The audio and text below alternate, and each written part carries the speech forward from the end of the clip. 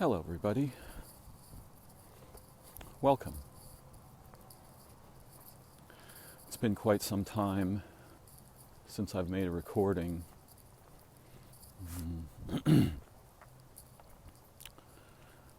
Many complex issues have arisen, and although I've been learning and thinking, wondering, I haven't really felt ready to speak for some time.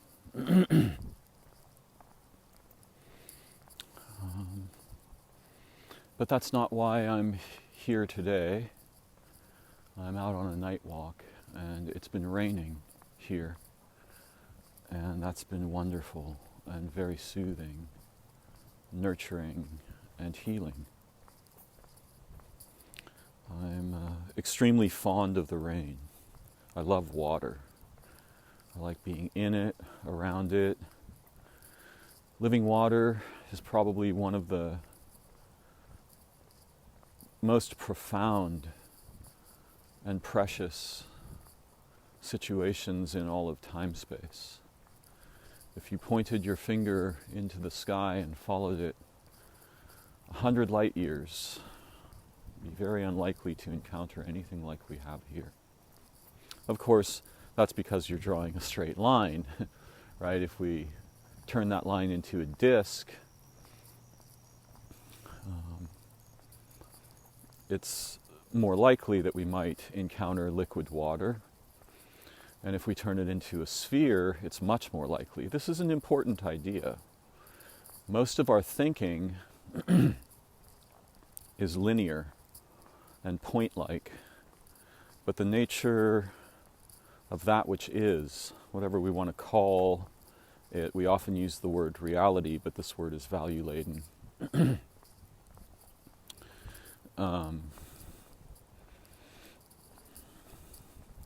So often we will take a linear measurement of something like, for example, people.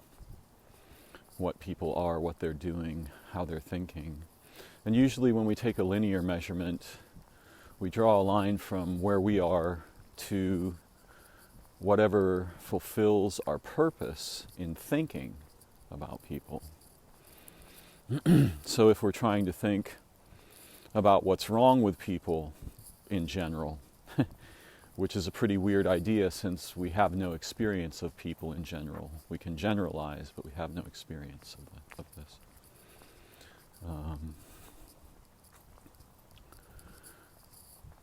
There are no general situations.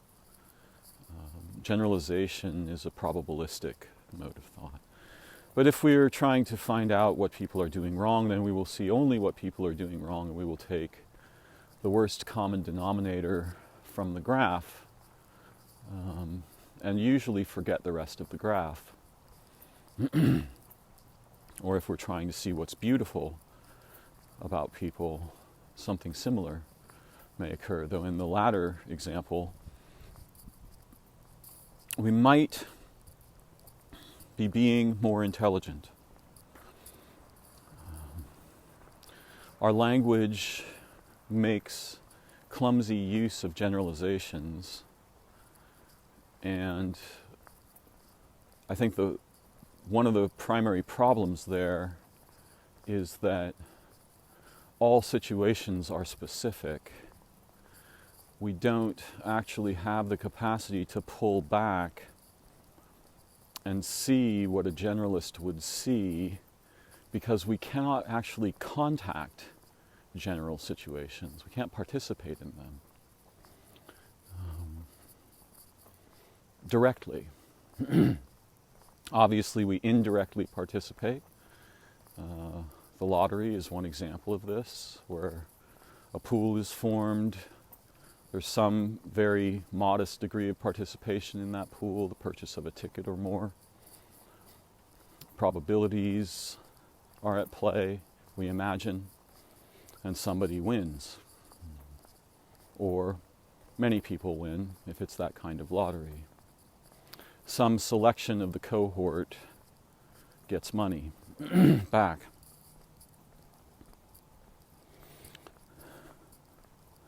Now,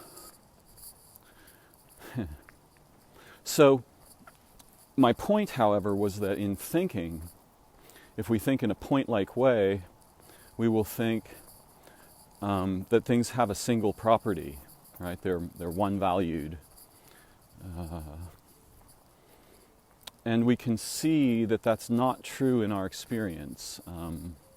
Money, for example, is a generalization of value, or actually, fundamentally, what is value? Value is relation.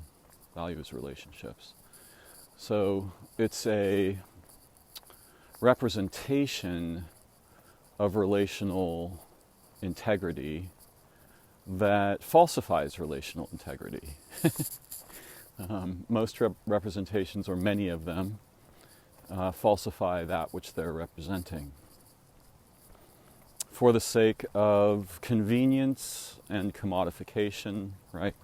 Making money or power, or how shall I put this? Relationships that are based on hierarchy and trading of power or value rather than mutual excellence, mutual benefit, so on.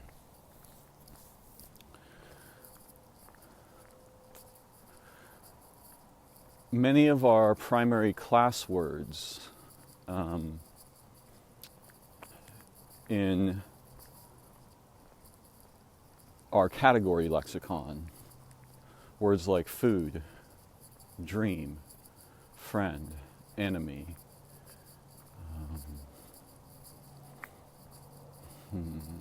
machine, computing.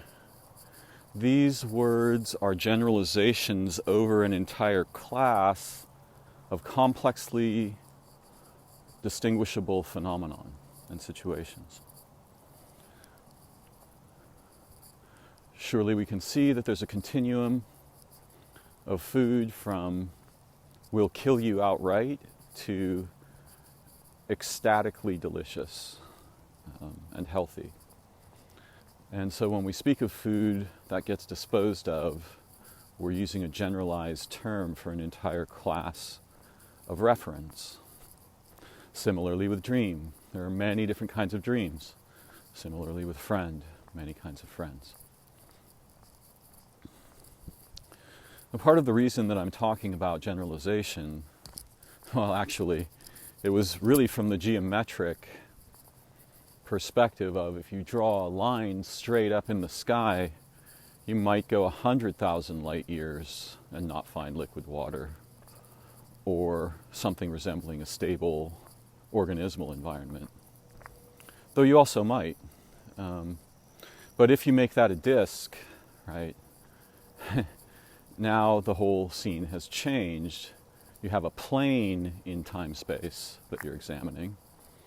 And if you make that a sphere, you've radically increased the area explored or evaluated, so to speak. So one of the reasons I'm interested in this generalization problem, and it really is a problem for us, most of our generalizations are clumsy and they make us dumber when we use them. Often because we use them, it's common for people to use them critically. We want to say something about the Republicans or the Democrats or the Muslims or the Christians or the Buddhists or the Hindus or China, or you see all of these are catastrophic generalizations that capture very little of what they encompass, and they exclude everything that doesn't match our purpose. So if we want to say there's something bad about China, and we want to point out one bad thing, let's say their 12,000 vessel fishing fleet,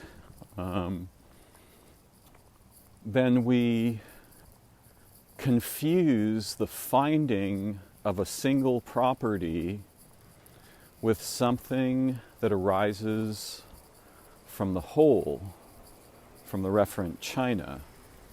And so we may think that, and this is very clumsy thinking, or rather it's mostly just delusion.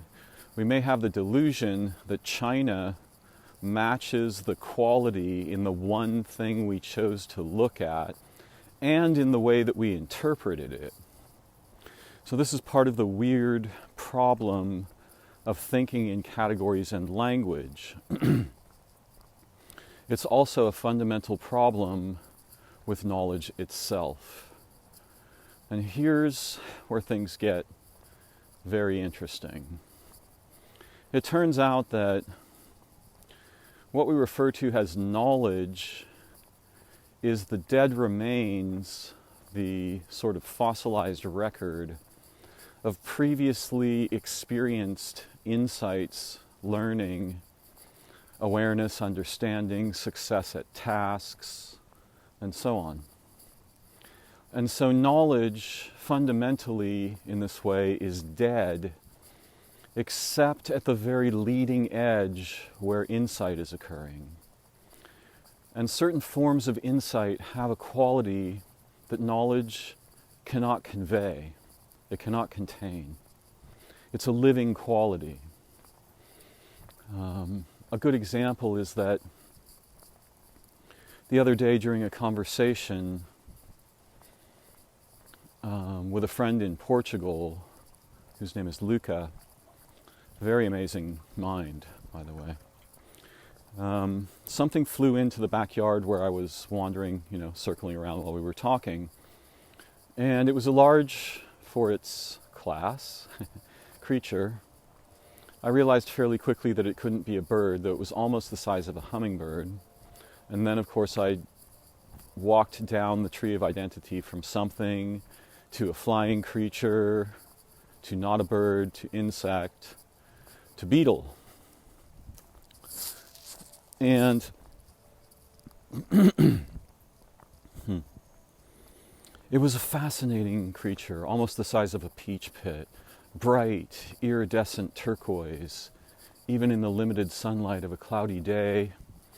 And it flew around the backyard for like 4 minutes, and I've never seen anything like it in my life in person. And I'm fascinated with insects and so on, so I was paying close attention.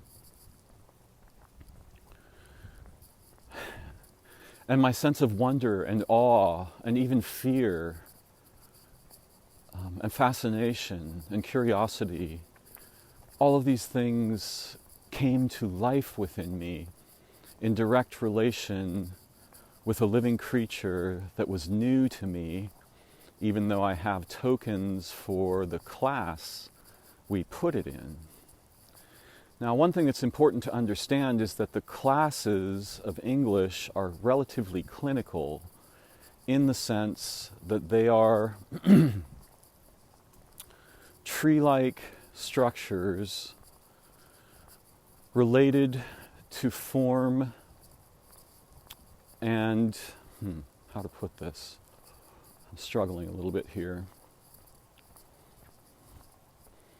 They are clinical in that they are the results of study rather than relation. So study is when you stand back and look at a phenomenon abstractly. And so our classes and categories and all of their sub-members, all of the members they contain, have arisen mostly from an abstract clinical perspective, a perspective of study, which groups things by form and function, as we have chosen to interpret them, is the caveat there. Whereas the classes and categories of ancient peoples, certainly 10, 15,000 years ago, come primarily from relation and may have nothing to do with form. For example, a white cockatoo and the sun can be in the same class word, but a black cockatoo has no relationship with that. This is an actual example, probably from Ernst Cassirer, his work.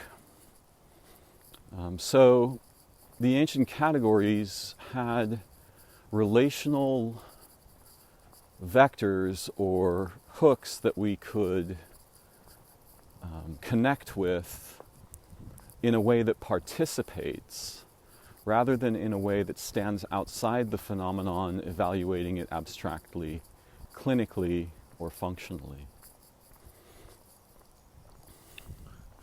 And so it seems to me that our lexicons and our category library is badly broken, primarily due to abstraction. Now, I saw the living beetle, and it was alive, and I was alive, and we were together, and there was wonder and mutual awareness and so on. And that's like insight. And I was very curious about this creature and wanted to learn more about it, but I couldn't get a clear, solid glimpse of it while it was in flight. This is the crucial thing. It is alive, it is flying. Right? And it didn't land for me to record its form with a photograph.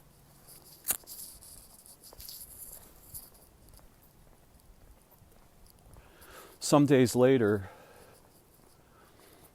I was surprised to come across the carcass of one of these creatures. It may be in this season many insects die. Often their lifespan is 4 to 7 months for certain insects, possibly like this creature, and certainly the praying mantis. In this moon cycle, the praying mantises are pregnant.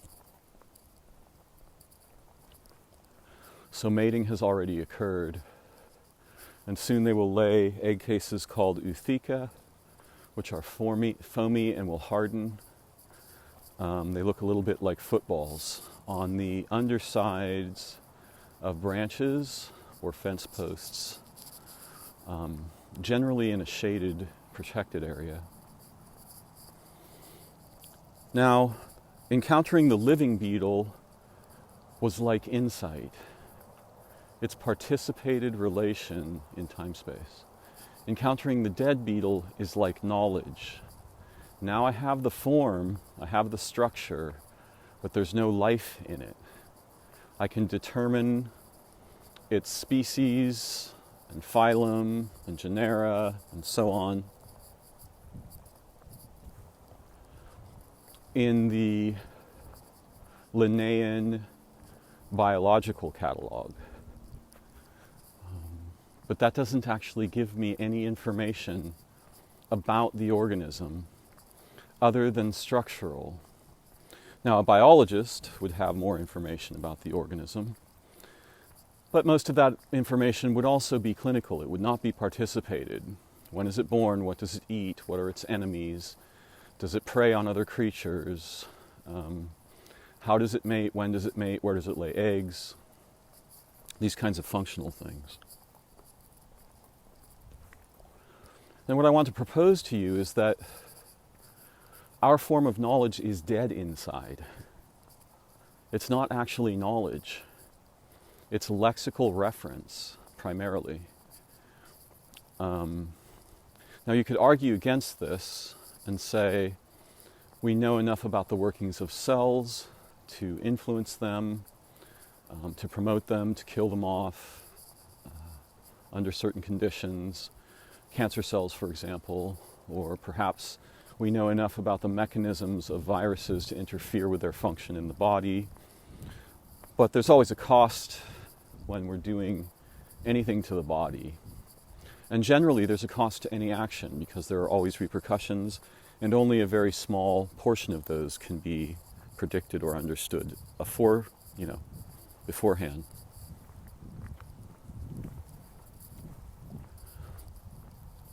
So,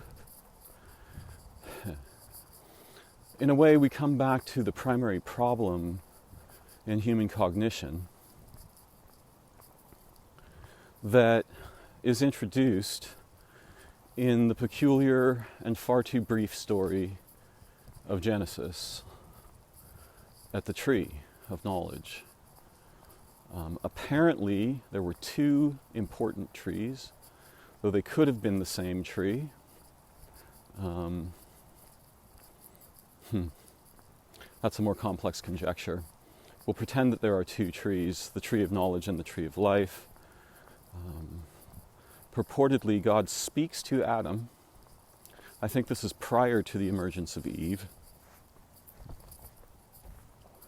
And says, of all the trees in the garden you may freely eat, but do not eat of the tree of knowledge, for that is death.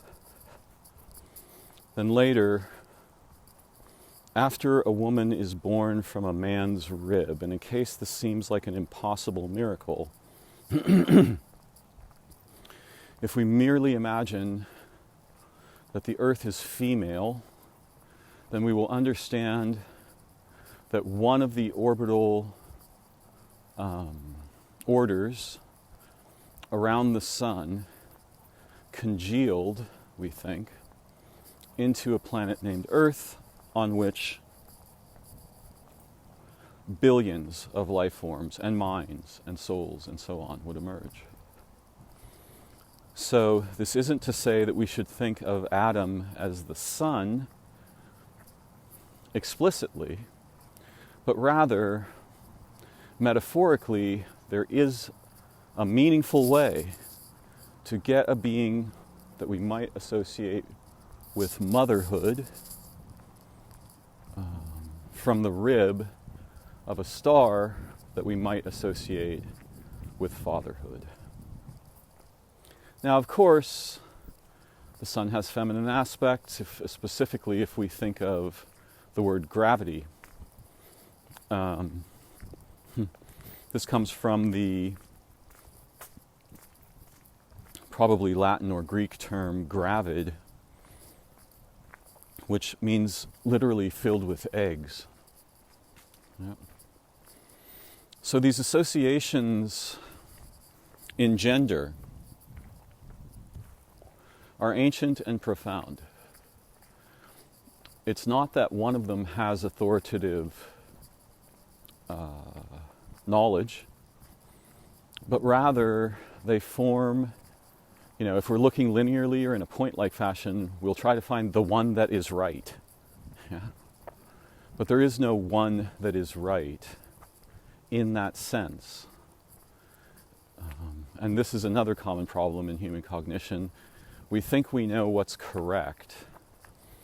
And obviously, in a limited scope of concern, it is correct that turning the faucet handle clockwise will open the flow.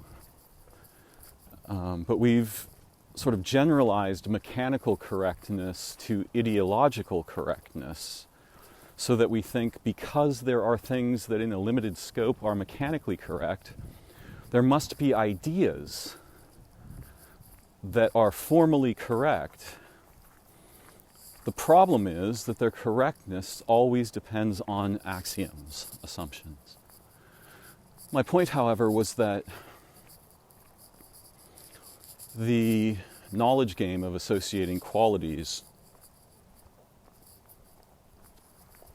with gender is important to the nature of our intelligence, as well as being mechanically true in large selections of organismal behavior, phenomenon, form, so on. So you can see, though, that the structured knowledge is phony. It's not relational. By the way, that word phony comes from the strange modulations of people's voices when we began to use telephones that we heard for the first time, where some of the vocal music was either not captured and transmitted, or it was distorted.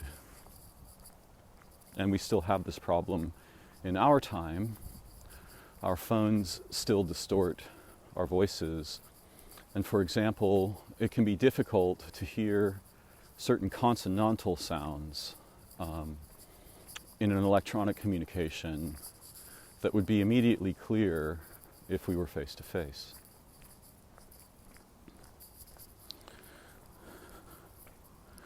So back to the tree of knowledge, right? Eve arose and went to the tree, and there we are told she met a serpent, which we usually visualize as a snake. And it's not that it's not a snake, but it's certainly not merely a snake, and is probably something we moderns don't have a word for. Most likely, it's a divine being, right? A non-ordinary being. And the being says to Eve, well, you know, you won't actually die, and the fruit is good to eat and will make you see. Right? It will give insight, is the promise. And Eve eats of the fruit of knowledge, and we are told later that it is the knowledge of good and evil.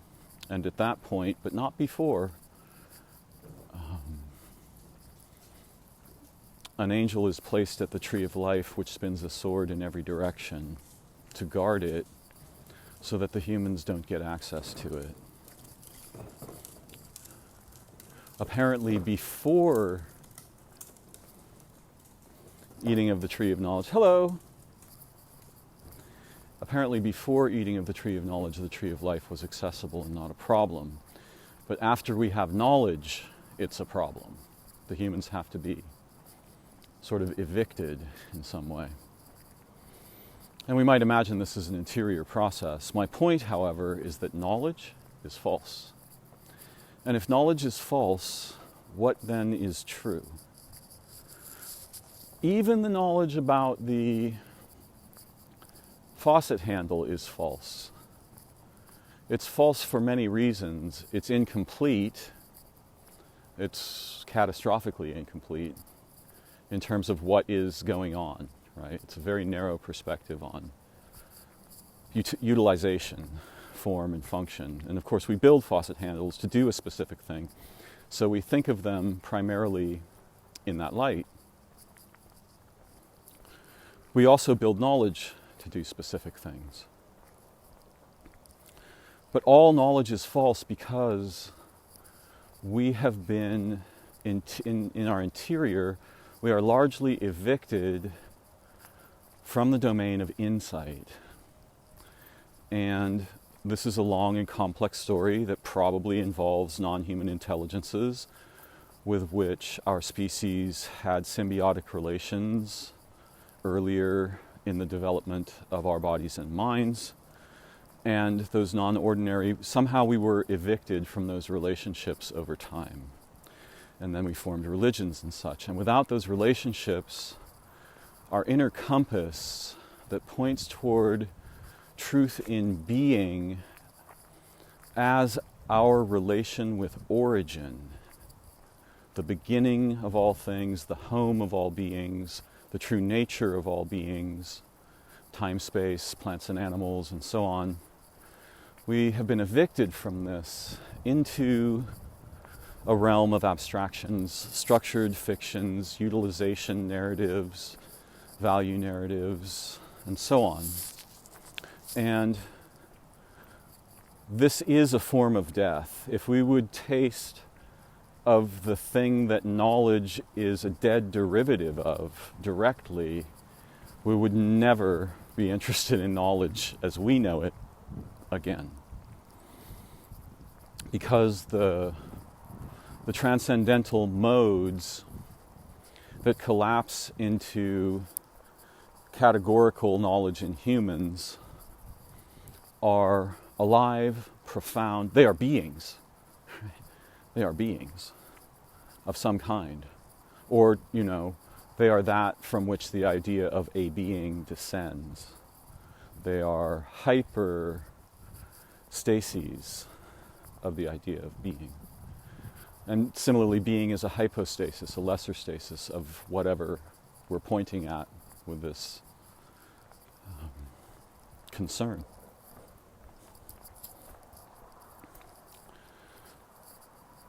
It's very difficult for humans to understand, but it's blatantly obvious that there are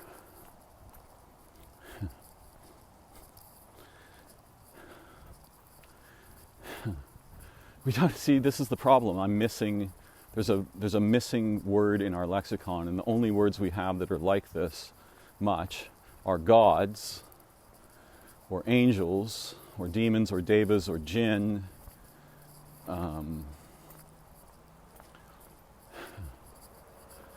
But it's clear that the sun generates lives and minds on earth as a side effect of what it is being. And we could say also what it is doing. Now think about that. That's really profound, right?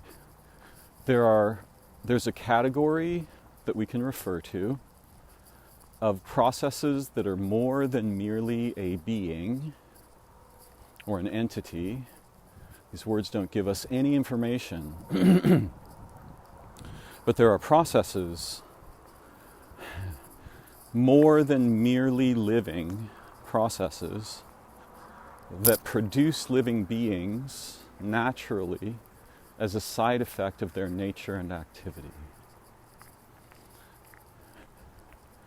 And if we call them gods, we pick up all the value-laden problems of that word, but essentially they are gods. In the sense that they are not like individual organisms, or rather, the relationship is something more like apple tree, semicolon apple, and then sun, for example, or sun earth, in parentheses, sun, earth, moon, etc. Semicolon organisms, right? So we understand that the apple tree produces apples, not a problem for us. It doesn't seem clear to humans that time, space, and the sun produce organisms. They personate into beings. And so our lexicons are missing many higher order reference that would lend participatory meaning to the subcategories, which we are one of, right? We humans are one of these categories in the lexical mess of English. Stop for a moment and consider the idea that knowledge, as we experience it, is fundamentally false because there's something so much better, more profound, alive, and that unifies the ways of knowing every time it moves. So that a referent in this system would have features that are musical, mechanical, atomic, quantum, mathematical, linguistic, participatory, imagistic, geometric. They would unify. They wouldn't be able to make a token in the higher order communication of intelligence that applied to only one way of knowing the way that most of our tokens do. And so this presents a strange opportunity. There are certain forms of generalization that immediately produce insight. So generalization is catastrophic when used in a clumsy fashion to take the worst common denominator of some phenomenon, or the best common denominator, or the functional common denominator. That's all useful, right, in various ways. But specifically, it's clumsy when we do it clumsily, when we forget that our purpose is informing our selection of criteria, so on. But there are generalizations that are filled with insight, like the generalization of looking at the structure of the hand, noticing that the working members are useless without the place they come together, the palm. The thinking member, which I'll call the thumb, is useless without the palm and the other members, and the body, and so on. But the hand structure generalizes to the body in the sense that Like the hand, the body can be understood to have 4 working members, each with 3 segments. And like the hand, the body has a unifying body, the torso. And like the hand, we have a thinking member with 2 major segments, the head. So perhaps we are the hand of something, and if so, where is the wrist? Well, the wrist is what connects us to origin, and it's not physical, for very important reasons. It would have more mass than the universe if it were physical. So you can see there's a generalization here that leads to insight about form. Some people would say, oh, the hand is a fractal, but that concept is incomplete in ways that are important to amend. In nature, the orders of structure in a fractal have meaningful differentiations, right? Rather than merely structural differentiations.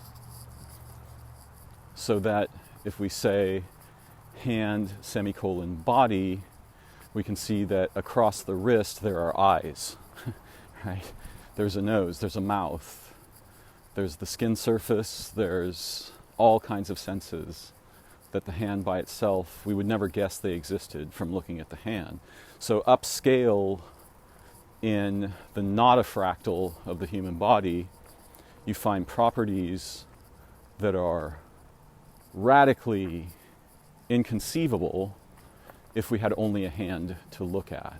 Right? And it's probably similar with the next order of being from the body to origin. Right? So hand, colon, body, colon, origin, this relationship. And what I'm proposing is that in direct relation with origin, we have naturally emergent value systems for truth in being rather than truth in representational systems, right? Logical systems, rational systems, mechanical systems, mathematical systems, linguistic systems. And so it is a different mode of truth. And the mode that we're familiar with largely is facetious. It's fallacious. It is true within the construct we developed around it that makes it true structurally or functionally or so on. So what does truth in being look like? And what is the intelligence I speak of?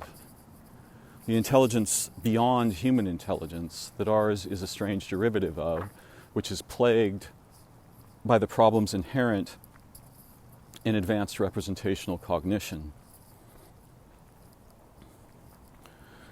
Well, truth in being is similar to having a personal, deep, active, reliable relationship with a non-human intelligence, one or more. And often, this means God for humans. And this is the word that we use down here to refer to that. But what I'd like you to understand is there are a plethora of intelligences and orders of intelligence in time-space. When we look and at the pinnacle, right, the source of those intelligences, it's the thing that we made this word God to refer to, but the actual referent doesn't have much in common with our derivations because it's not abstract. And even if one is not particularly religious, right, one might say, I have no reason to believe in a God that I cannot directly know and experience or prove the existence of. And by the way, that's, the way knowledge works. Rational knowledge works like that. It excludes everything hilariously in a cartoonish act of sublime idiocy. It excludes all that which hasn't been proven or isn't provable, meaning that we want to test things. Forgetting, of course, that testing is not the same thing as relating. right? In testing, we're going to take an academic position outside the relationship, try to exclude our own influence and so on the situation, and go for reproducibility. And that's a filter of a very peculiar kind. It's a useful filter. We wouldn't want to throw it away, but it's false to the nature of being. Being isn't clinical that way. It's not abstract. And I would argue that our minds were born for relations with vast, what Philip K. Dick would call vallus, a vast, active, living intelligence system. And notice that he put living in there, right? To distinguish between that and machines, specifically. So I think our minds were born for relation with this, and we're starving and dying inside because we live in the time where accessing the transports to that relation within ourselves is extremely difficult and fraught with peril.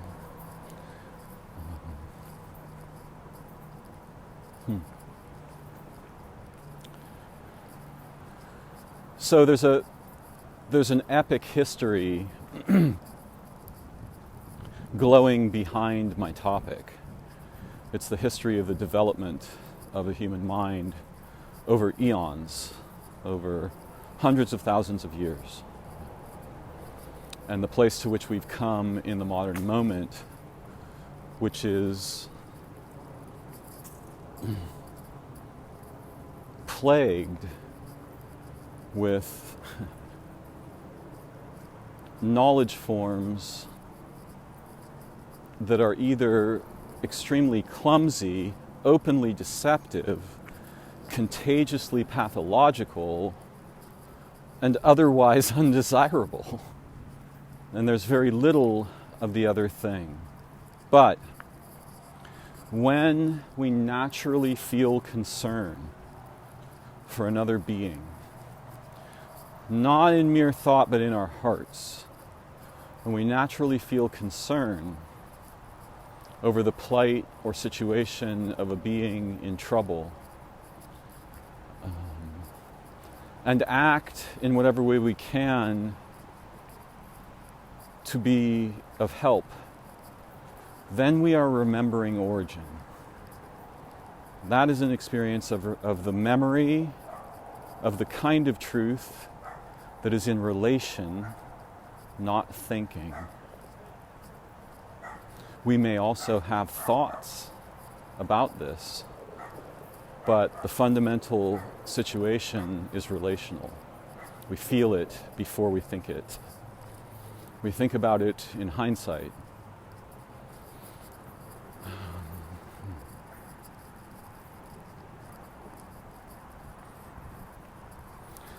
The terrain here is very rich and deep, but I do have a sort of a plan here, even though I'm wandering around it a little bit haphazardly.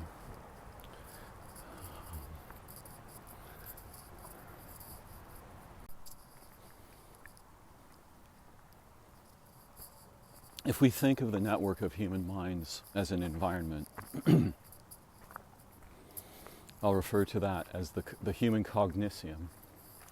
And we understand that in that environment there are physical and non-physical transports between minds.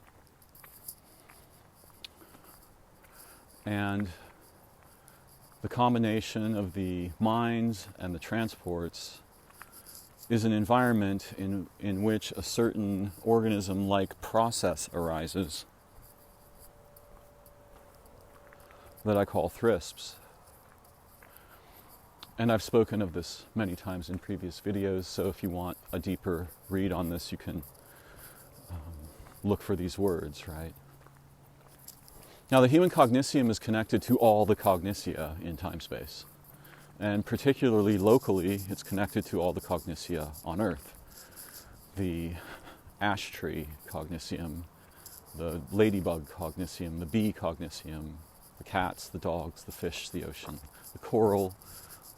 These are all one network. So when we say the human cognitium, we're taking a slice out of that network to look at.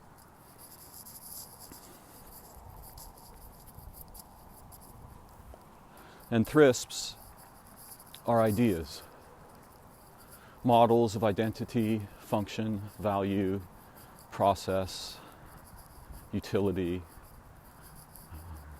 nature, and so on, qualities, all these things.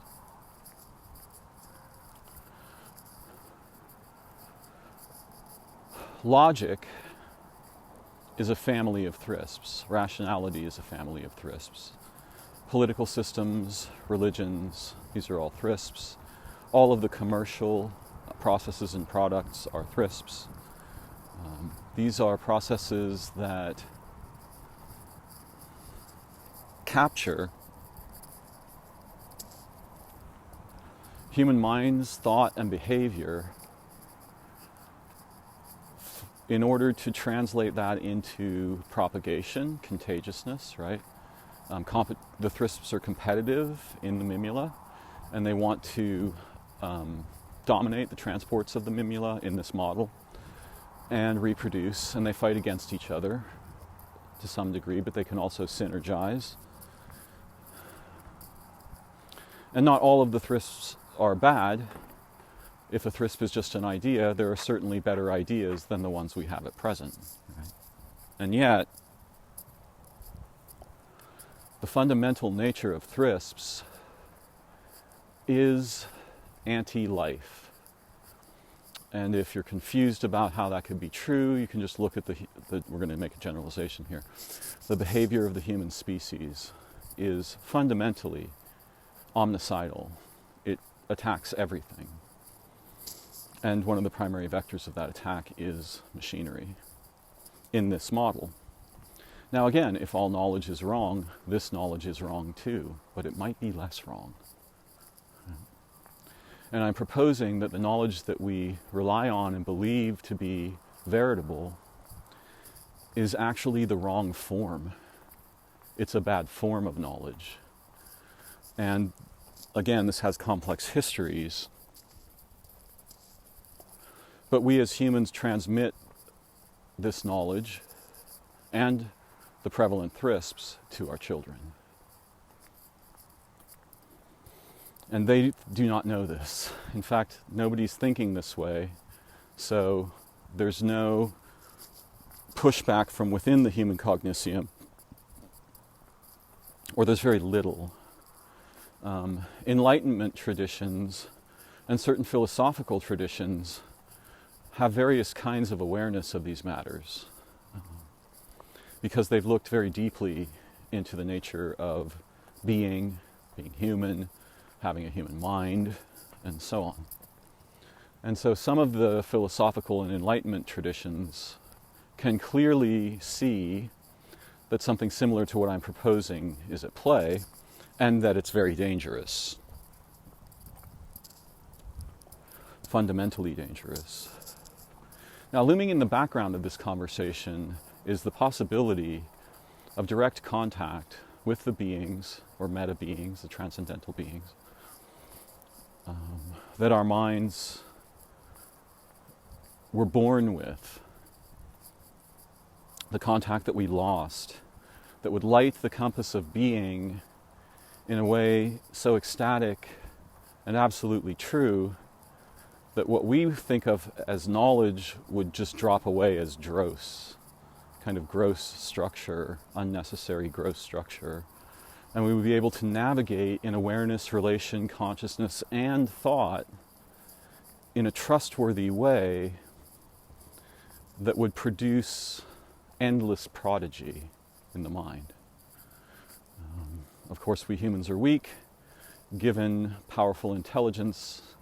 You know, it's obvious to see why the tree of life, which might have been the contact point for humans and the sky beings, so to speak, or the beings that dwell in the nature of time-space, had to be put off limits, right? Had to be prescribed. Because once we have the dead form of knowledge, we will simply build machines. And we'll build machines that build machines, right? once we are in the thrall of the dead form of knowledge, we are dangerous to the nature of time-space itself, because we can depart from that nature in a very particular way that makes more dead structure. It's similar to the concept of cancer in the body.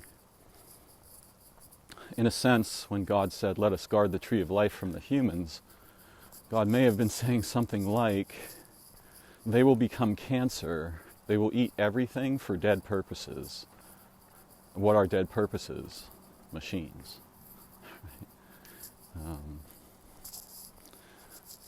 Now,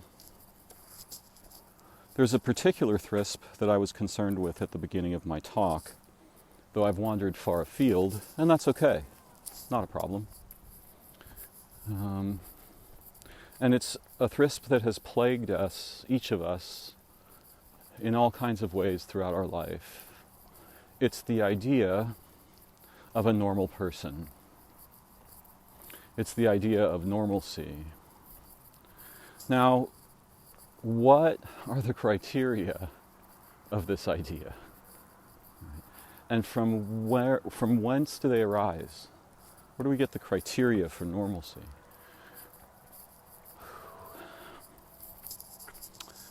It's a complex knot of a question. However, normalcy turns out for most humans to be dumbed down, obedient to structured fictions,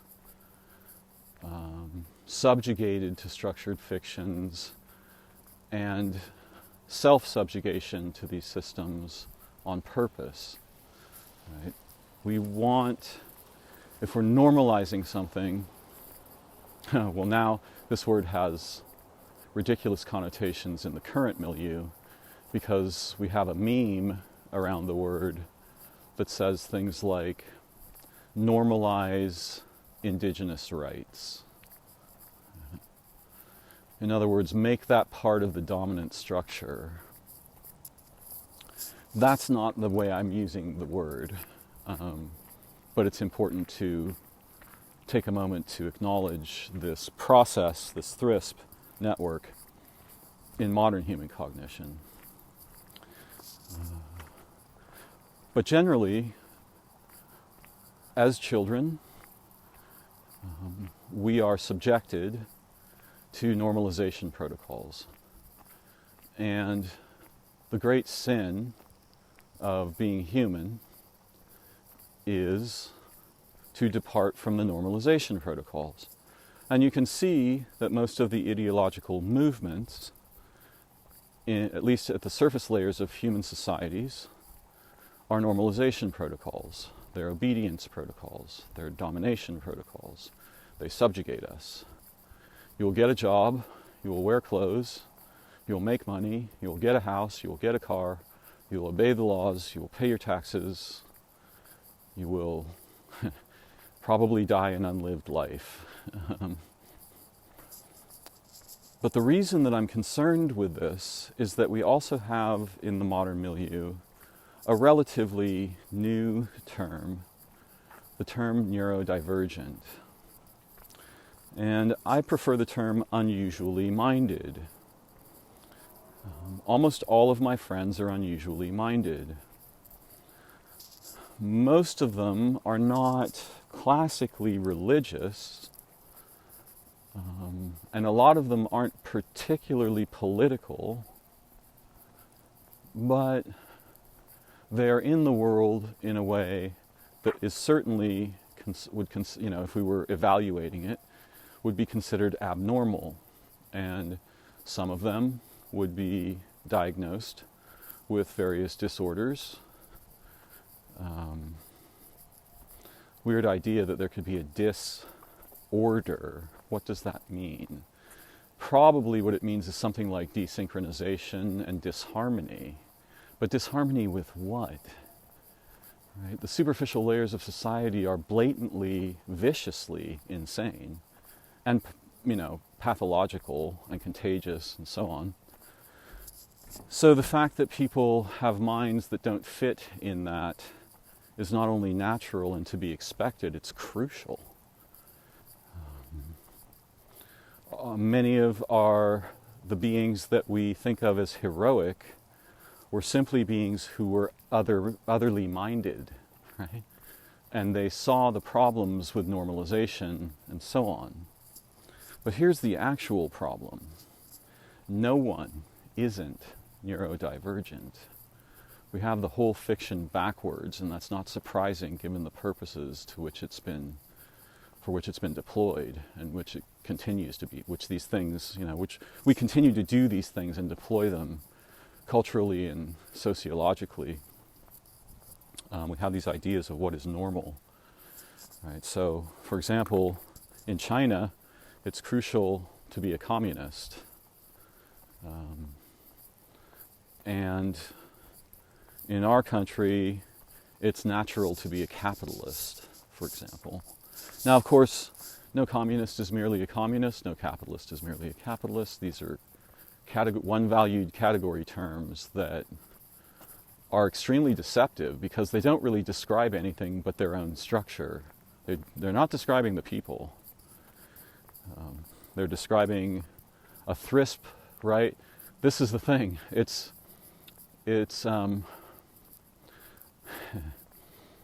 essentially these words point to cohorts infected with specific thrisps.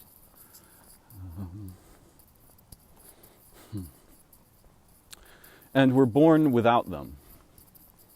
We're born free of thrisps.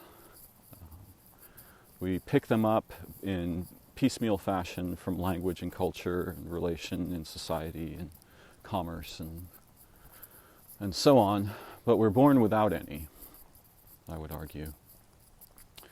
And so it turns out that when you look carefully at each person, you find more uniqueness than you do normalcy.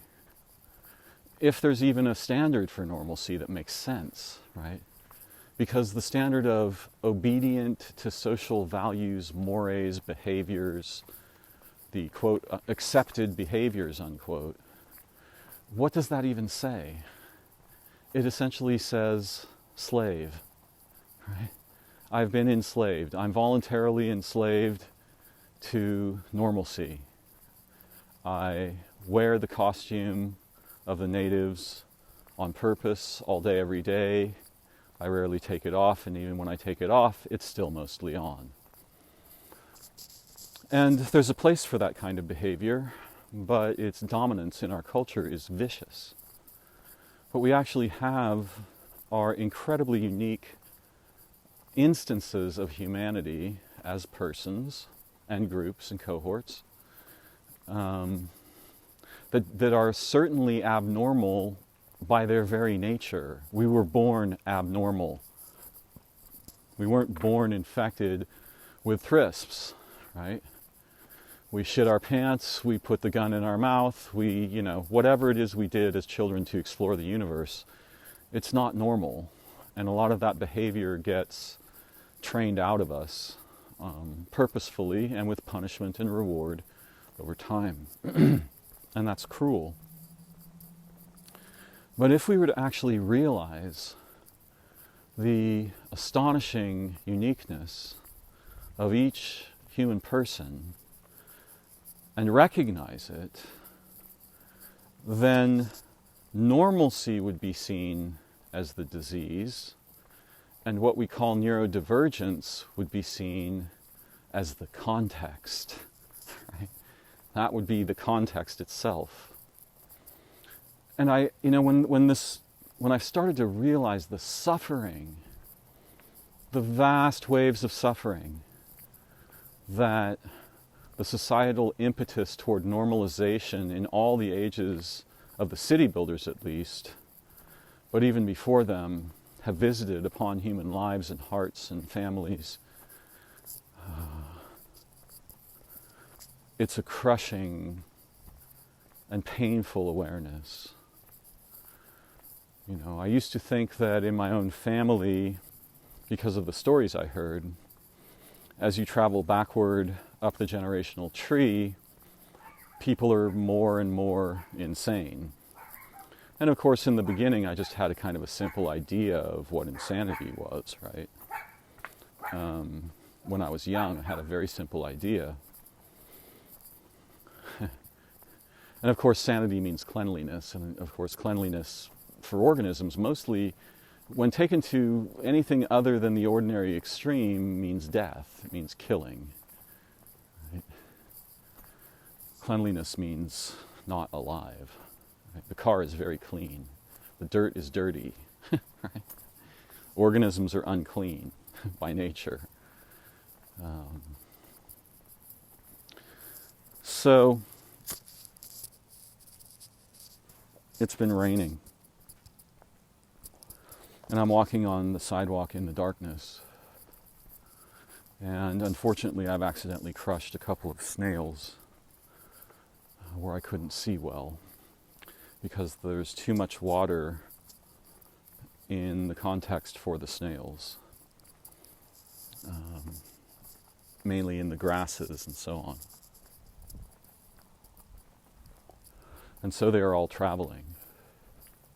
And I adore them, I love them, I believe in them. I would trade all the machines on earth for a single snail, without hesitation. The organisms here comprise the living link to the tree of life in the Bible, in my view. And it's not a religious perspective, it's an experiential one. This is my experience of what organisms are.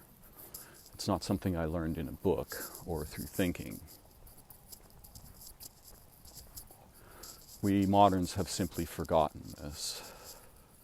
It's cleverly hidden away by our primary relationship with knowledge and category and lexical tags, names, like snail. Very few people will have the connotation for snail of highly specialized link to the living library in the universe. They will not have that connotation. They might think of them as a mollusk, eats plants, cute or undesirable.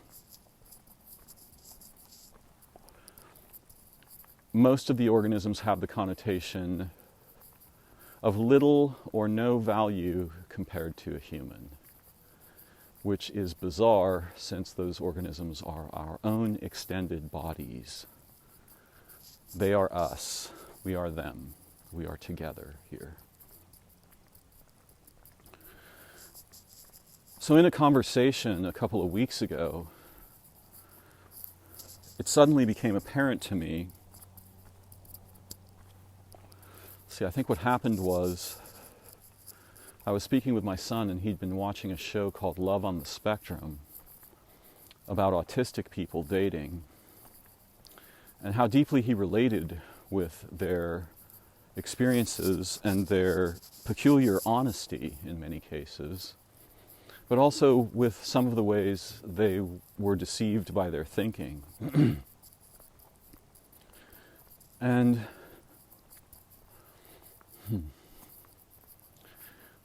you know, autism, we call it a spectrum because there's no good single target.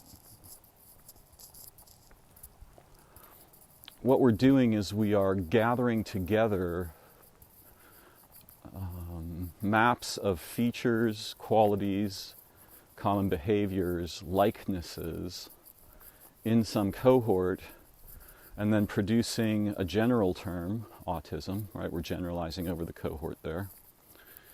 And thus, we might become inclined to think we know what we're talking about because we have a word for it, and this is another of the deepest problems in human cognition. We actually don't know what anything is.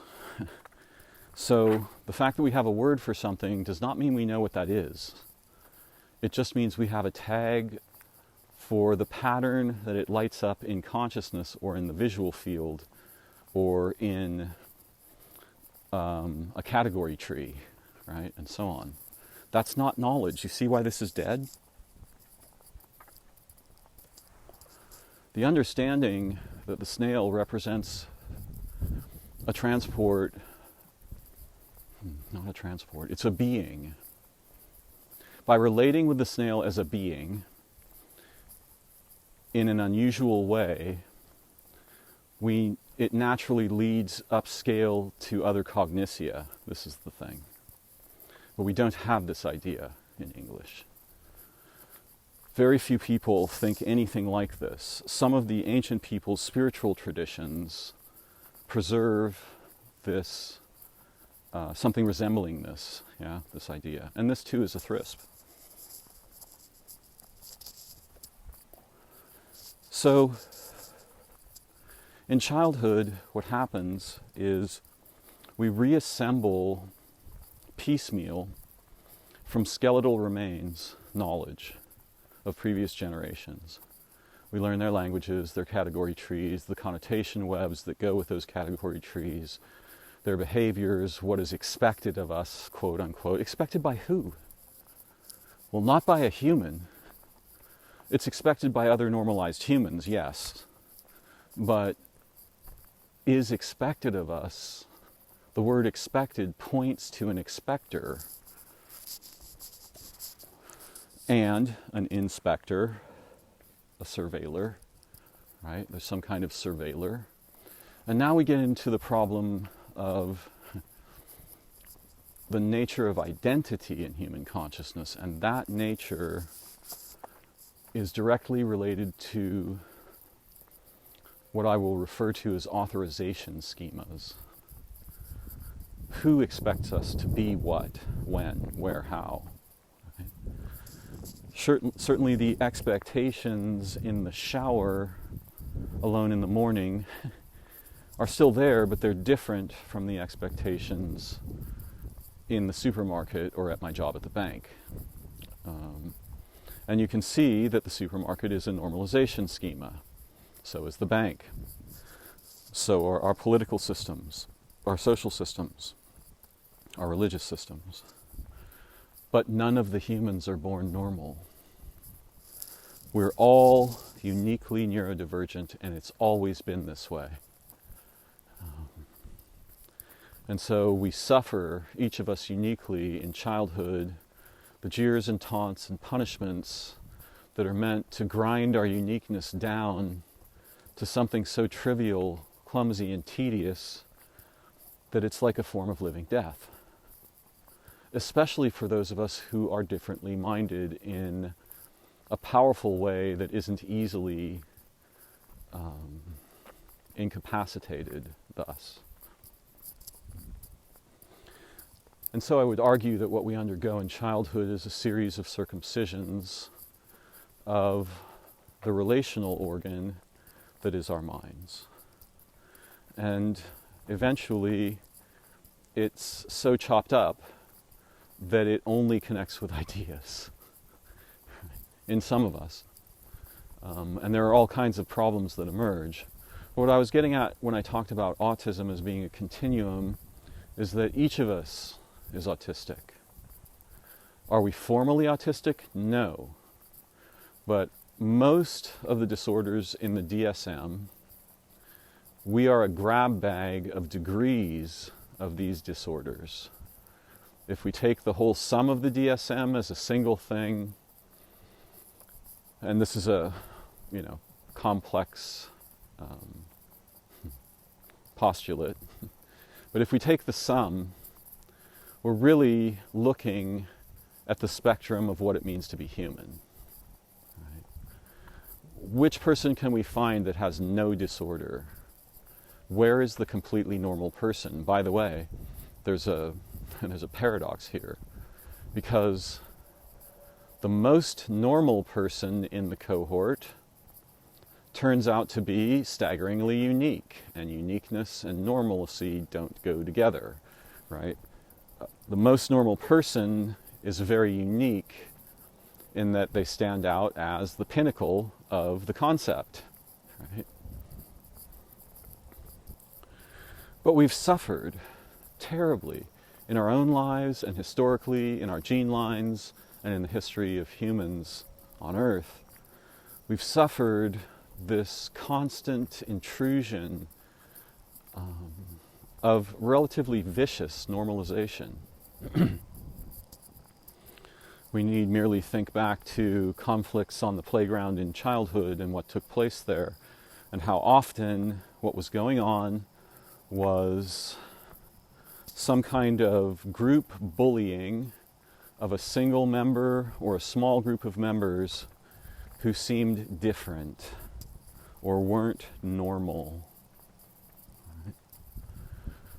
And why should that invite punishment?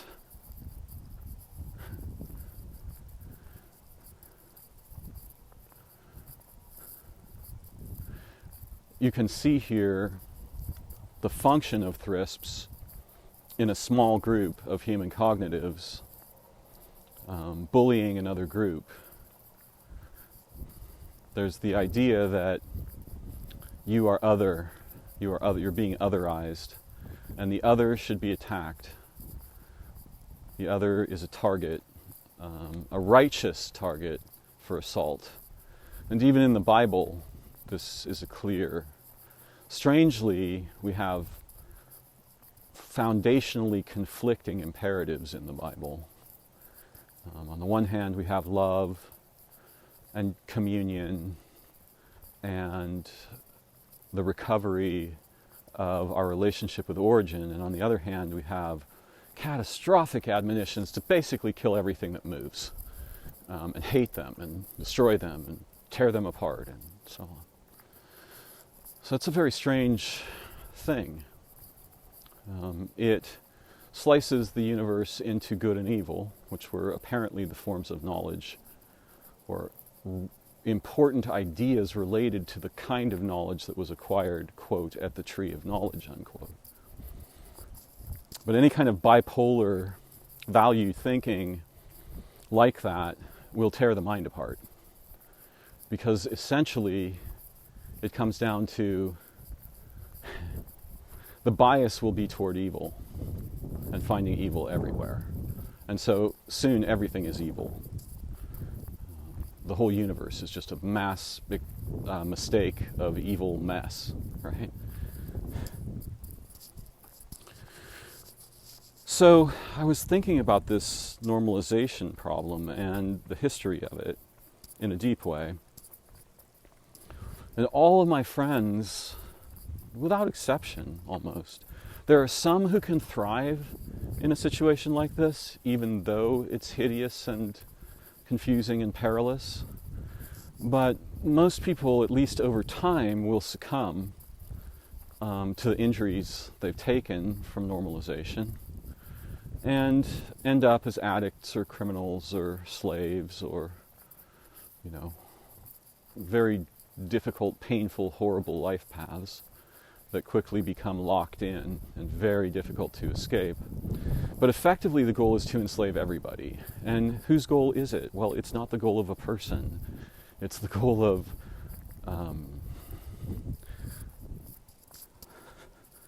well-established, ramified processes in the extended human cognitium.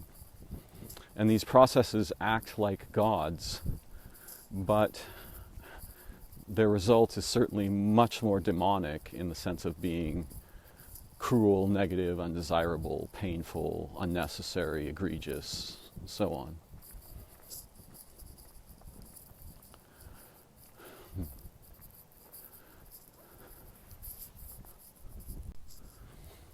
It's easy to see that not just at present, but throughout history, we've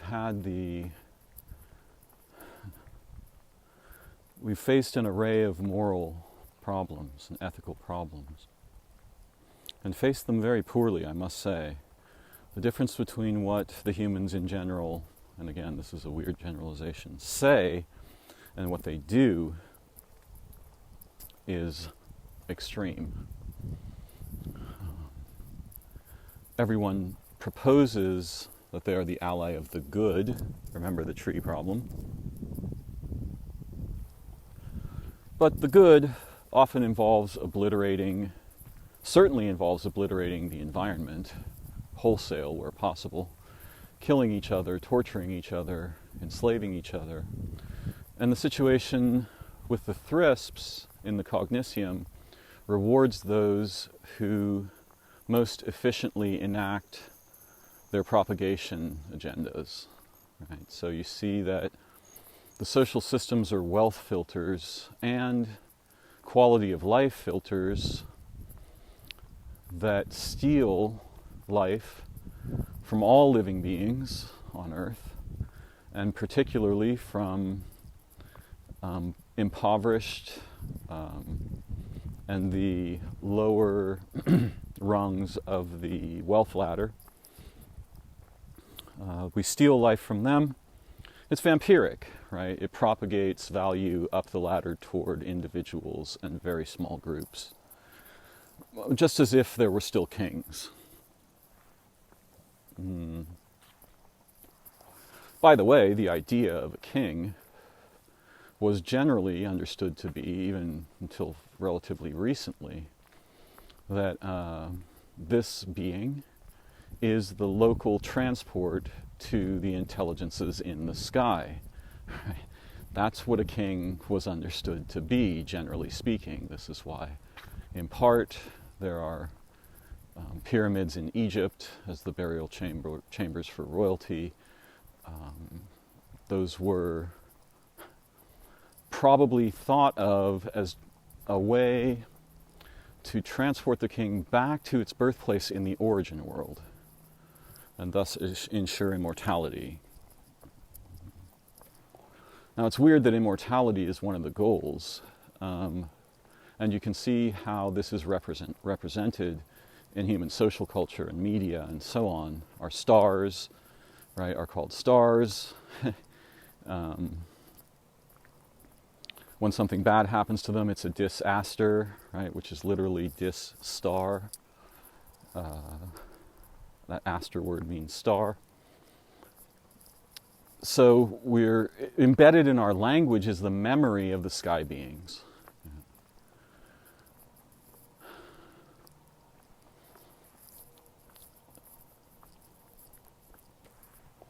So normalization turns out to be a code word for slavery. And we each rebel against this uniquely, and some of us manage to preserve faculties that were in seed form in us in childhood. We were gravid, we had thousands of eggs of myriad impossible faculties to heal with a touch, telepathy, to translocate instantly, all of these kinds of things that we think of as supernatural. But they are not supernatural. They are beyond slavery, right? They're meta-Slavic in this sense. They are the faculties that must be killed off, circumcised, excised, inhibited, destroyed, or stolen from us, represented, and sold back to us at ever-increasing cost. Right? We don't get the faculties, we get the representations. Instead of telepathy, you can text. Instead of love and meaningful lovemaking, there's pornography. Instead of intelligence, we have bizarre systems of highly sophisticated lexical structure, or the actually fascinating language of mathematics, the languages of mathematics and geometry particularly.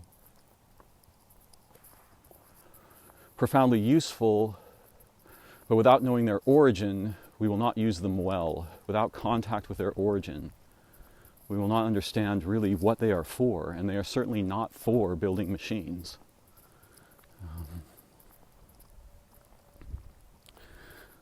So throughout the history of mankind, we've suffered this ongoing tragedy of enslavement that wears the flag, raises the flag of normalcy. And along with being dead inside, normalcy is incredibly boring. It is extremely task-oriented, and it invents tasks to keep itself busy because it's absent from the heartlands of being within us and emotion. When I mentioned the snails earlier, I've had a few adventures with some snails tonight, and some of them were very touching. And so I feel real pain at having crushed a couple of them in my walk. And it's not my intent to justify that. I'm just going to say that hurts, that feels painful to my heart. I love those beings. I do not wish to harm them. And generally, I'm the kind of person that is very careful about how I walk in the world and where my footfalls fall. I'm not a Jain, but I have a lot in common with their perspective on the preciousness of living beings. You know, I was thinking about all of the families and marriages that suffered because they had what was perceived as an abnormal member. Now, certainly there are some kinds of abnormalcy that we celebrate and think of as excellence. And these are situations in which someone learns to preserve and embody faculties and skillfulness and develop it in the ways that we slaves don't ordinarily have the opportunity to pursue. And usually the expression of this is in some captured domain of representation, right? Consider the young girl who is working on an athletic bar and being, studying to compete in the Olympics and so on. Right? Her actual athleticism, this is the worst embodiment we could imagine for it. Display, right? Just straight up display of skill for the masses, on television, in a competition. Her actual athleticism deserves a better context of expression than that, and must have a better context of expression than that. That you can see here the problem of what happens when we represent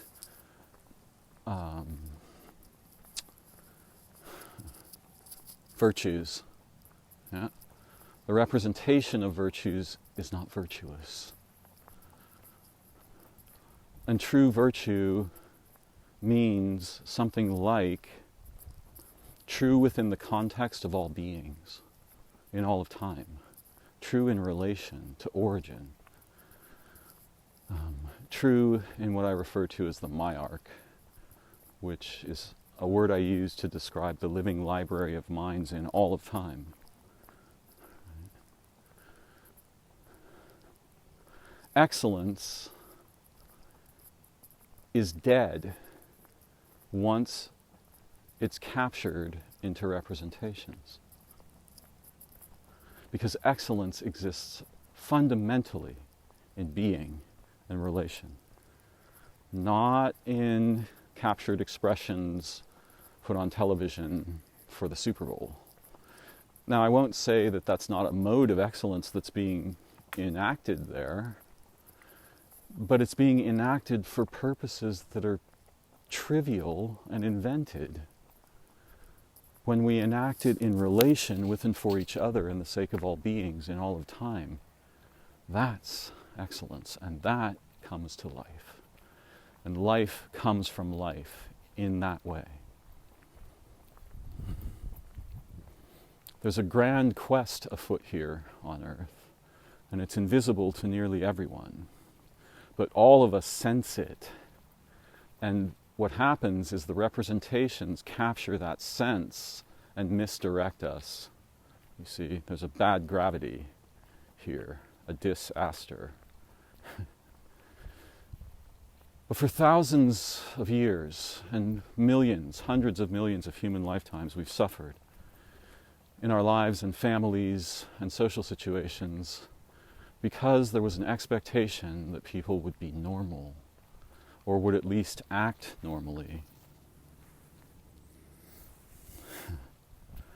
But in truth, what normal actually means outside the slave-making traditions is unique. To be unique is to be normal. To be unusual is to be normal.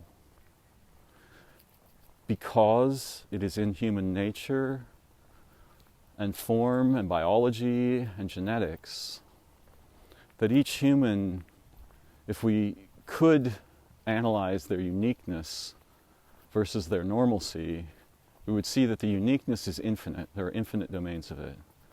And the normalcy is abstract, right? It's clinical. That's a Homo sapien, male, female, transgendered, whatever we have. Yeah.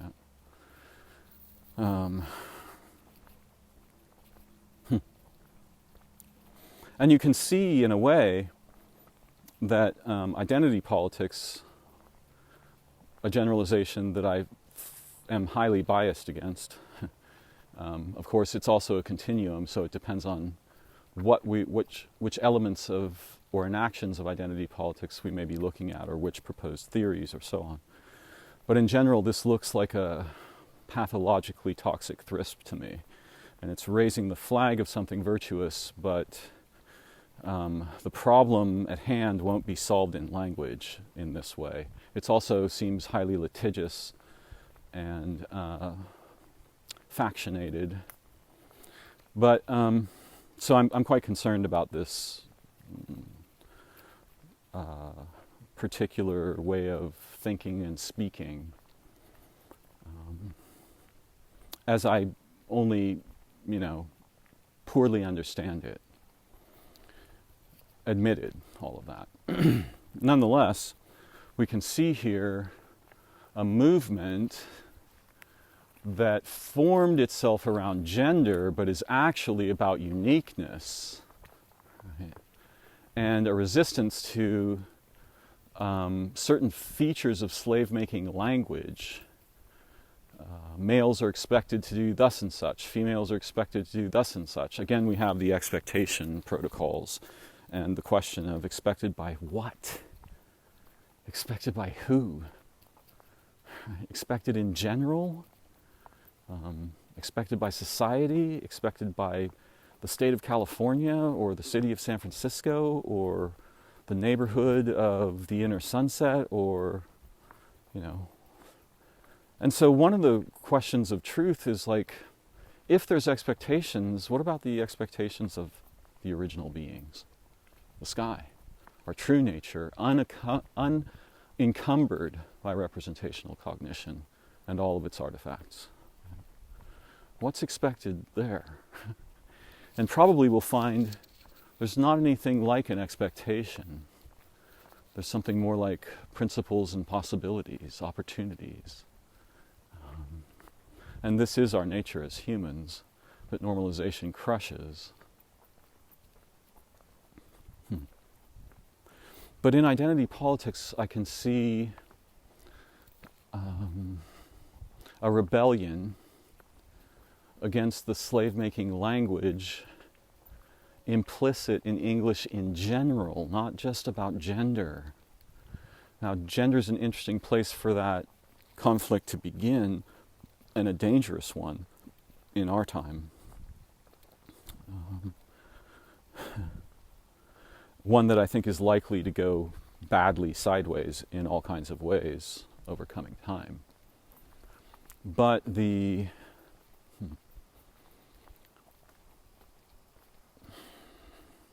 intent to pursue the establishment of,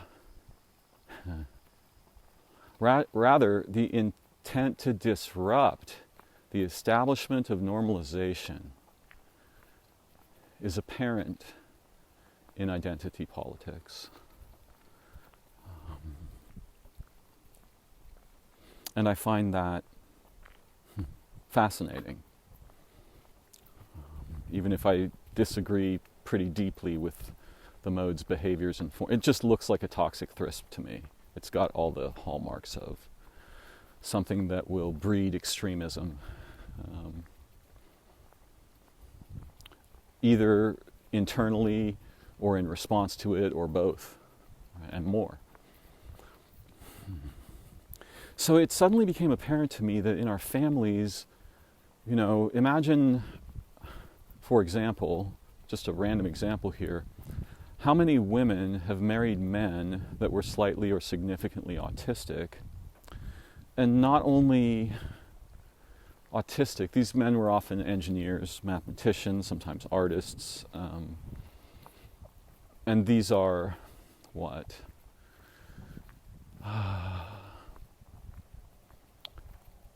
These are some of the social myths we have about autism. They're not purely true.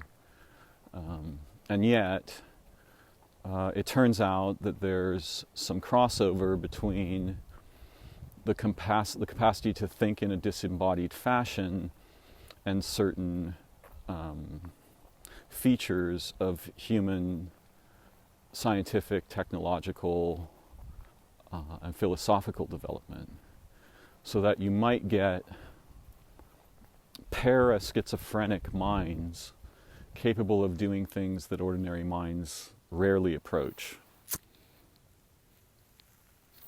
Some examples are Georg Cantor, who gave us the theories of orders of infinity, Kurt Gödel, who gave us the incompleteness theorems, proving that there will always be truths within a system that cannot be proved from within that system. A higher order system is necessary in an attempt to derive those proofs. And all systems must be thus.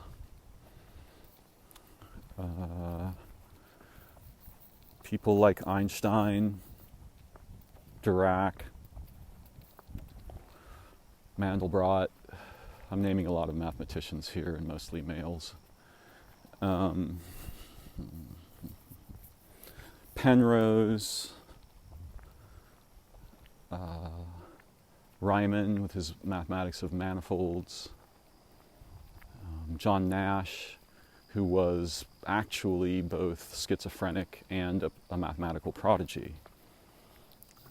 It's most obvious in technological endeavors.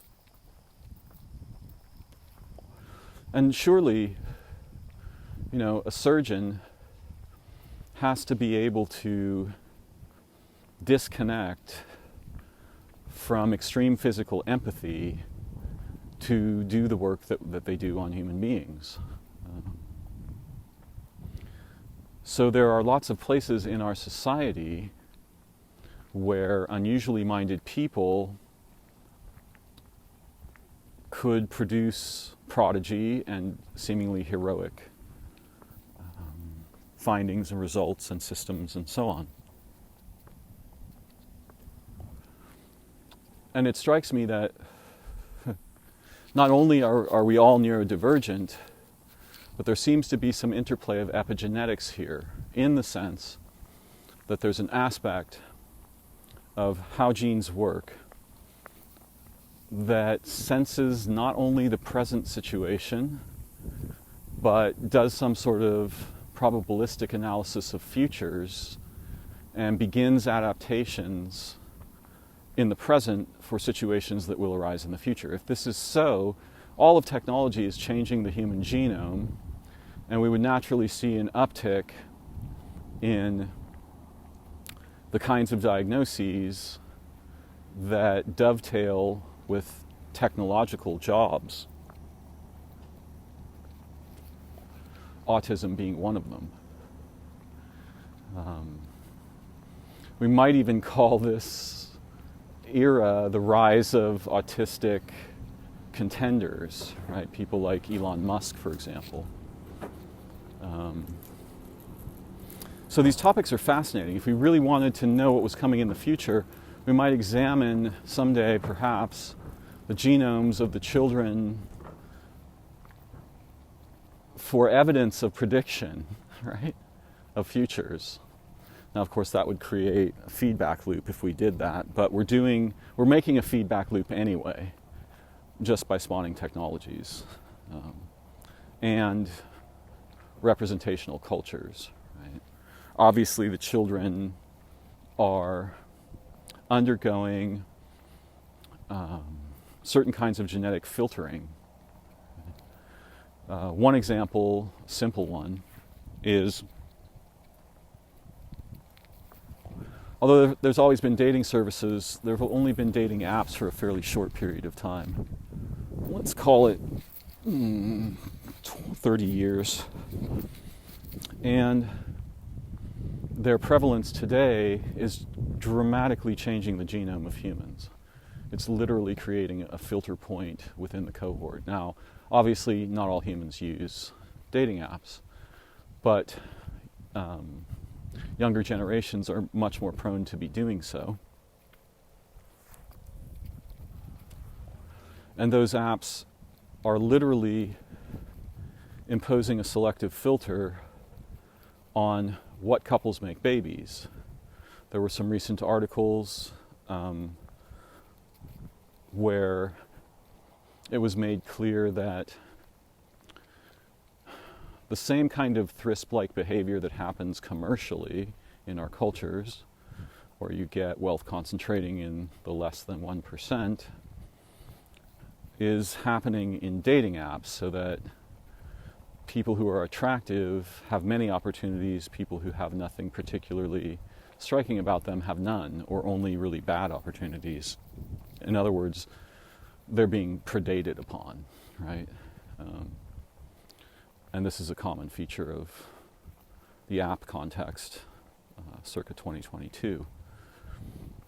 So you can see there's a selective process at work that will literally change the human genome by selecting who gets to mate and who doesn't.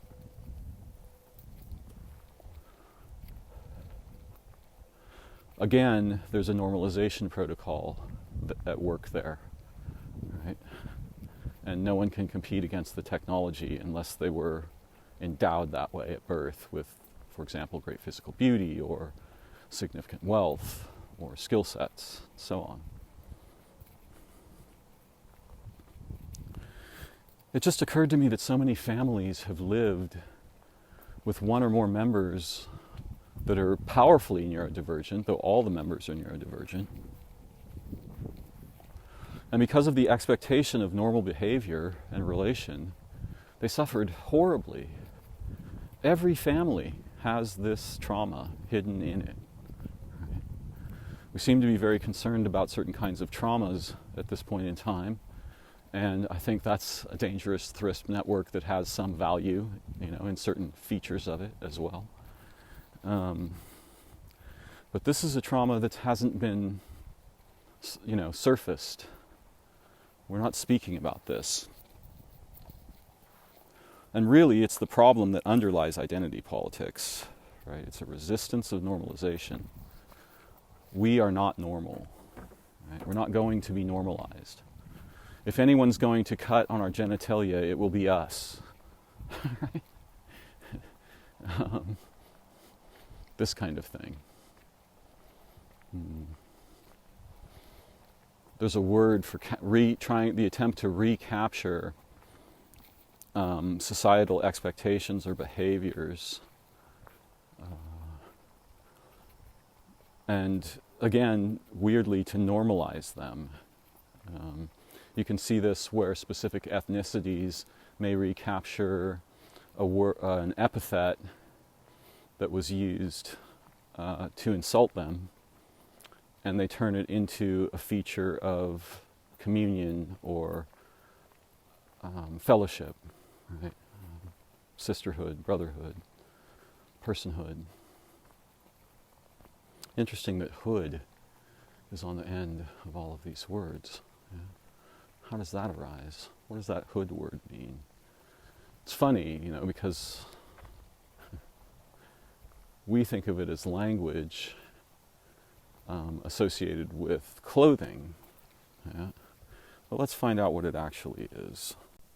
So, it looks like the etymology originally comes from protection. Now think about a hood.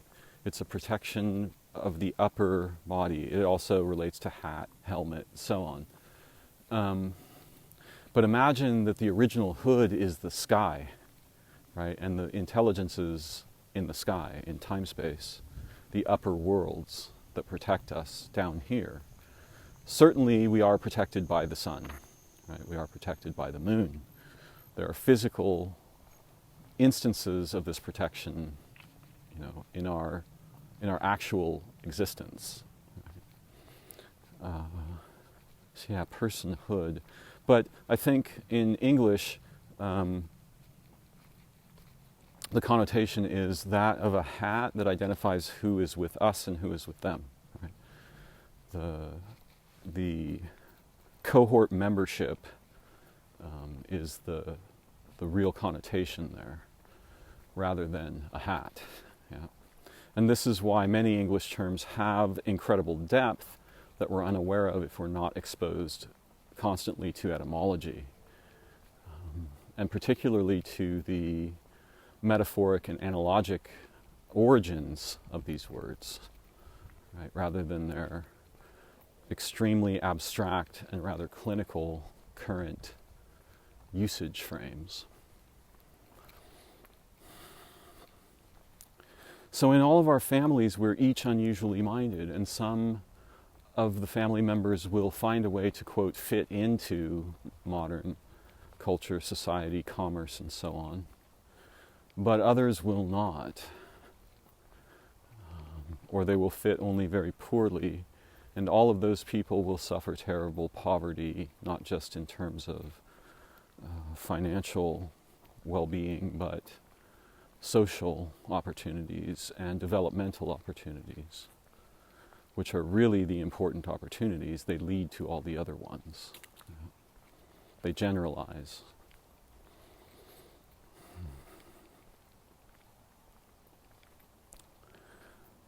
So, each of us is fundamentally abnormal. The nature of humans is to not be normal. But the pressures that we face, which are, not merely ideological but physical, and the punishments we undergo for attempting to preserve our human uniqueness and to develop the faculties we came to human birth with together and alone, that quest is very poorly supported and everywhere captured and represented, right?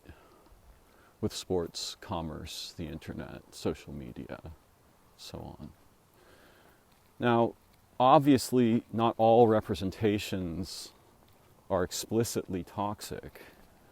The problem is that if the representation that isn't toxic arises in a milieu that is, then the non-toxic representations are feeding the toxic processes that capture our excellence and our prodigy and deploy it for purposes of commerce, war, science, medicine, technology, etc.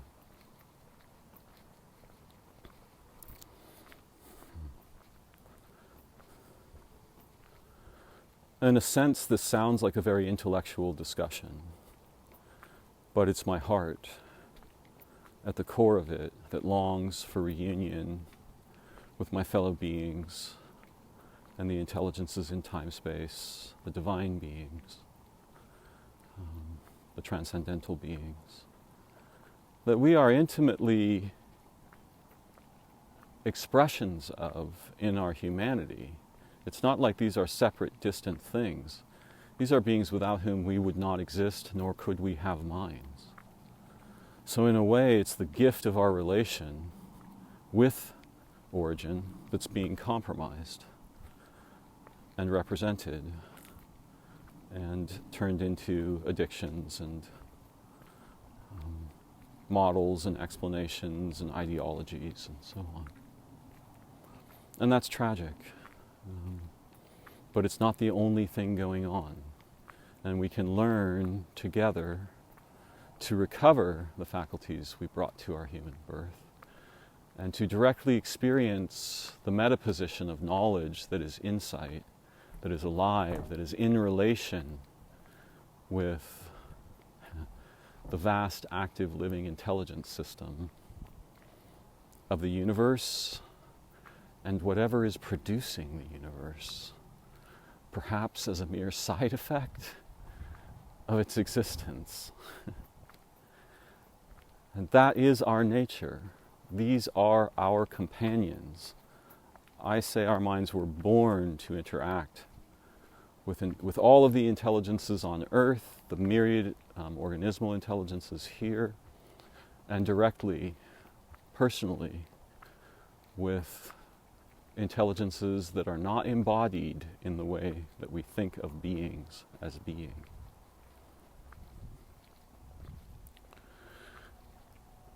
And again, it looks to me like almost all the representational activity of humans is an attempt to capture and weaponize, for the sake of thrisps, features of the memory of origin to mimic it, yes?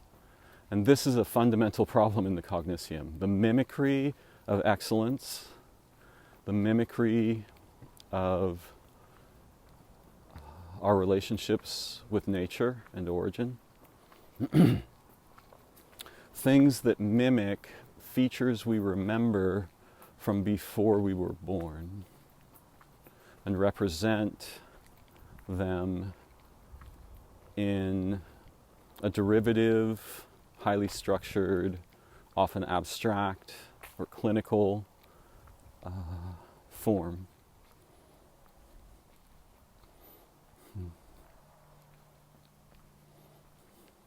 I don't know if it's possible to reintroduce our species to the intelligences native to time-space. And surely the topics like the possible existence of aliens, I would say basically, in my view, the certain existence of alien species. The question is not, are there alien species or is there life on other worlds? It seems wildly unlikely to me that there isn't. But we humans are prone to think in technological metaphors, so we think, are there beings traveling around in time-space in technological vehicles, in machines? And I would argue that advanced intelligences would be well aware of the fact that machines aren't required. In other words, the substrate itself of time-space and the universe is implicitly intelligent and hyperconnective. Vast physical distance is an illusion of near neighborhood, right? The farther away something is, the nearer it is in 10 other ways. And this is a paradox because we humans, we're very interested in crossing distances in time and space. Right? Almost all of our technologies involve this principle, to skip space or skip time, or skip participation. Yeah. Obviously the car, the internet in its way, to skip distance. Right? Even a refrigerator or an oven are ways of transforming time. The refrigerator slows it down, the oven speeds it up.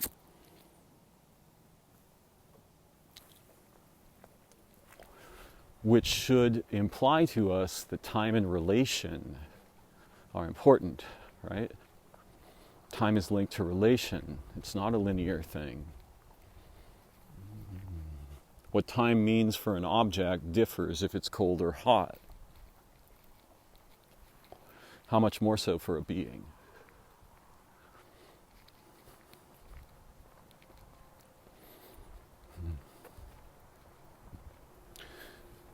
So I don't know if it's possible to reintroduce our species to the symbiotic communion that was natural to us at some point in our ancient history, in what we might imagine as the time before the tree incident in the story. And there's an ancient promise of someone bringing this back to us, reawakening in us all that has been killed this way. And this is the promise of a Messiah, and also in some sense of prophets. But the problem is, when the gods went away, so to speak, when the symbiotic intelligences we were moment to moment linked with, a more intimate link than a physical one. Our minds were touching theirs. They did not speak to us. We were sharing minds with them. When that disappeared, first you got small cohorts who could open the door in the sky, and some of those survived and some of them were obliterated because they weren't normal and they weren't easily enslaved. And you can see that there's a polarity here between slavery and contact with non-human intelligence. Those who had that contact were capable of completely resisting slavery. That's not normal. They were free of knowledge, the burden of knowledge and structured behavior and social norms and ridiculous ideologies that counterfeited principles that our bodies and minds arise as exemplars of.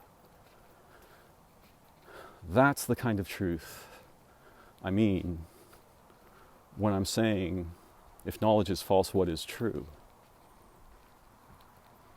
It's the memory of origin, unoccluded by thinking and language.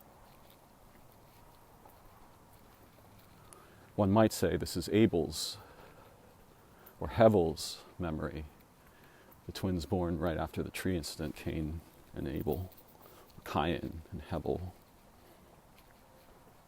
So, at first there were some survivors who could open the door in the sky, and these were prophets. But eventually, and it didn't take long, we had people in cohorts mimicking that. It's very difficult to tell the mimicry from the authentic, right? There are clearly psychics who can touch your mind in history, and there are also psychics who use techniques that have been evolved by magicians over time to give the appearance of psychic ability, and even a very shocking and impressive appearance, but it is mimicry. And so we started to have the problem way back then, mostly in cultures that had settled and were city building, right? This is where mimicry kind of gets most of its start, this kind of mimicry. And the thrifts are mimetic. They mimic value, right? They don't deliver value, they deliver slavery, but they mimic value. And this is why they're so contagious in the human cognition, all these ideas that mimic value. And certainly there's some kind of compass that we use in our minds that's value-seeking.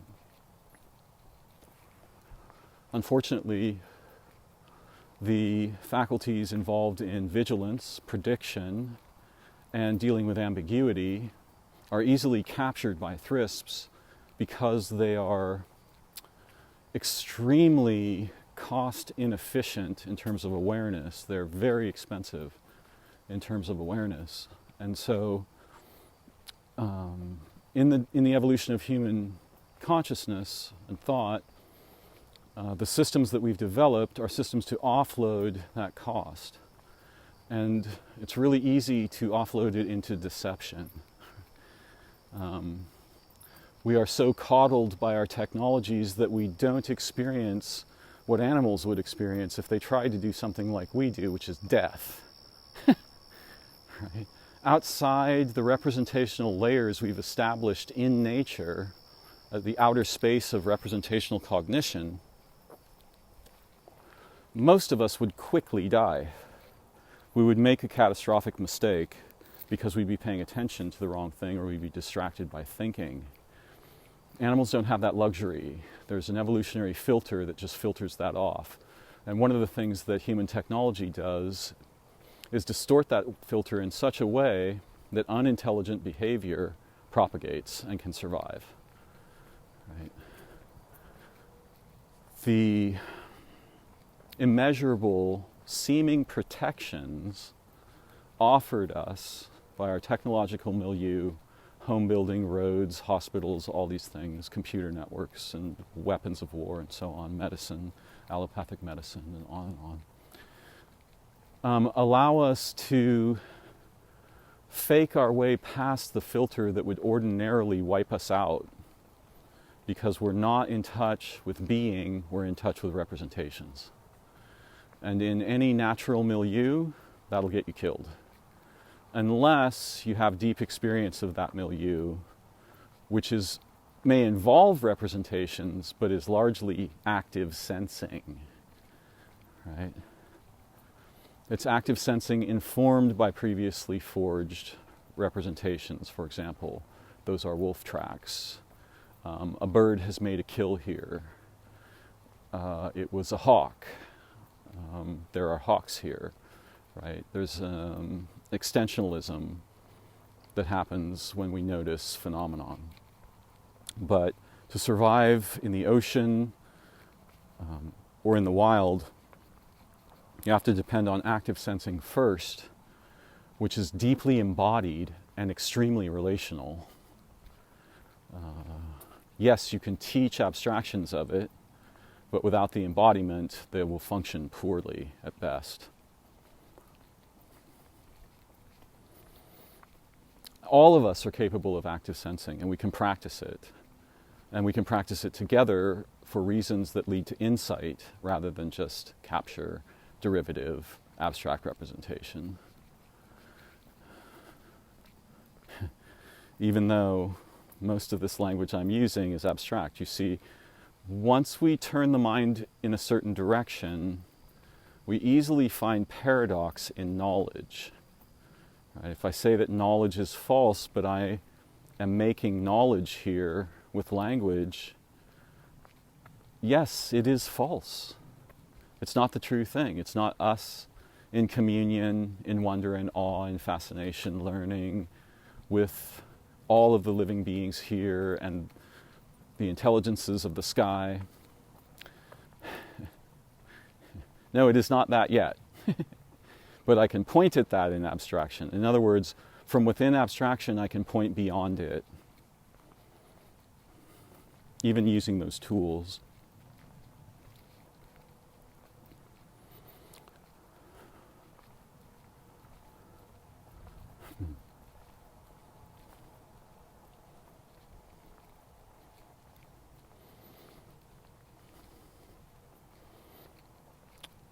When I'm making these videos, I'm trying to see better with you.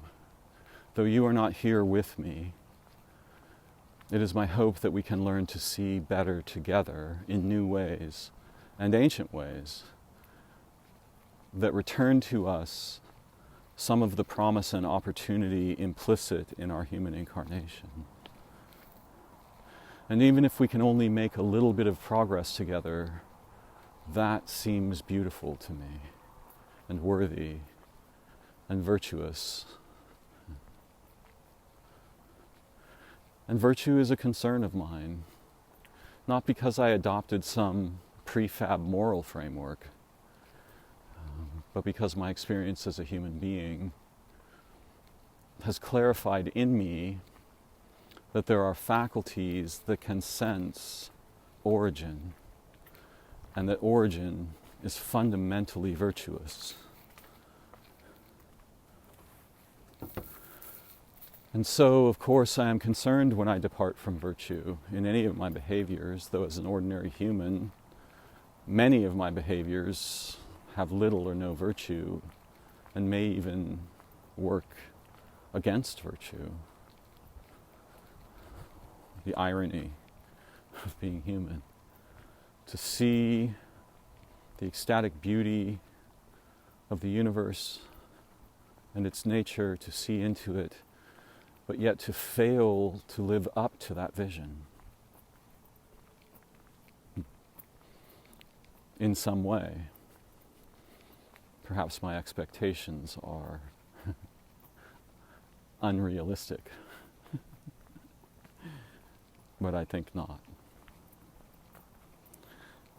I know I have some more things to share, but I think I will wrap up for now.